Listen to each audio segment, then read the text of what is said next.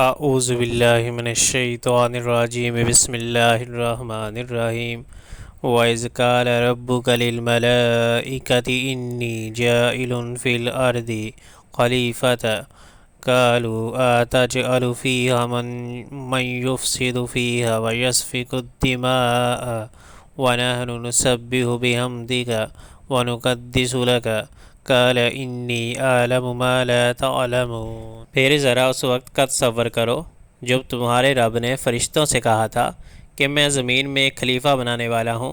انہوں نے عرض کیا کہ آپ زمین میں کسی ایسے کو مقرر کرنے والے ہیں جو اس کے انتظام کو بگاڑ دے گا اور خون ریزیاں کرے گا۔ آپ کی حمد و ثنا کے ساتھ تسبیح اور آپ کے لیے تقدیس تو ہم کر ہی رہے ہیں۔ فرمایا میں جانتا ہوں جو کچھ تم نہیں جانتے۔